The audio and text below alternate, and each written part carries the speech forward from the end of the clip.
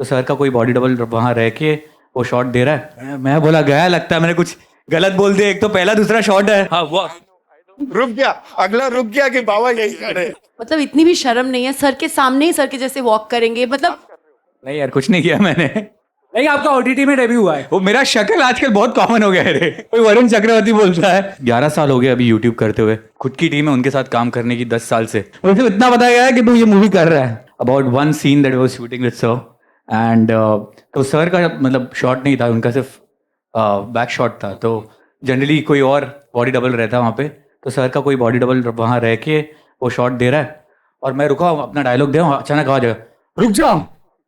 मैं बोला गया, लगता है मैंने कुछ गलत बोल दिया। एक तो पहला दूसरा शॉट है तो इसका मेरे शूट का, और पहली पिक्चर दूसरा शॉट, मेरे को जोर से आवाज आया दूर से, रुक जाओ। सर आ गए, उसको हटाया, खुद खड़े रहे। हाँ वो आई नो रुक गया, अगला रुक गया कि बाबा यही खड़े। हटा वो। सर आए, क्यूज दिया, मैंने अपना डायलॉग दिया। सर क्या पूछा तो बाद में फर्क पड़ता है ना। बोला हाँ बहुत फर्क पड़ता। इमेजिन। मैं एक बात ऐड करना चाहूंगी, ये सबके सब मतलब इतनी भी शर्म नहीं है, सर के सामने ही सर के जैसे वॉक करेंगे। मतलब fanboying and fangirling to the T चल रहा था। मतलब अच्छा पीठ पीछे तो करते हो। मतलब we were such big fans on set, it was almost like just to be. मुझे आई थिंक 3 दिन लगे थे उनको ये बोलने के लिए कि how much I admire him. मुझे सिर्फ I was so intimidated that oh my God I am in the same frame as him. So it was I think a dream come true for all of us. ब्यूनिक, hello this side on your left. आपका ये theatrical debut है। हमने आपको इससे पहले OTT पर एक हॉरर फिल्म वेब सीरीज करते देखा था। फिल्म नहीं यार, कुछ नहीं किया मैंने। नहीं, आपका ओटीटी में डेब्यू हुआ है। वो मेरा शक्ल आजकल बहुत कॉमन हो गया है रे। कोई वरुण चक्रवर्ती बोलता है, कोई अजिंक्य रहाणे बोलता है। ले गया है। वो किसी का मूवी देखा रहेगा, मैं नहीं था। लेकिन आपका अभी थिएटरिकल डेब्यू होने वाला है, तो आपको किस तरह से आपका एक्सपीरियंस था? लाइक हम आपको आपकी रील्स तो हमेशा इंस्टाग्राम पर देखते हैं, आपको यूट्यूब पर भी देखते आ रहे हैं बहुत सालों से। आप कितने सारे लोगों को इंस्पायर करते हैं यूट्यूब वीडियोस बनाने के लिए। अब आप थिएटर्स में आ रहे हैं, तो आपका एक्सपीरियंस कैसा था? आपका स्ट्रगल कैसा था? आपका हार्डवर्क कैसा था? काफ़ी ब्यूटीफुल एक्सपीरियंस था। तो मुझे आदत नहीं है, मुझे भी कुछ 11 साल हो गए अभी यूट्यूब करते हुए। तो हम भी कुछ बड़ा ही फॉर्मेट बनाते हैं, 20 मिनट 25 मिनट।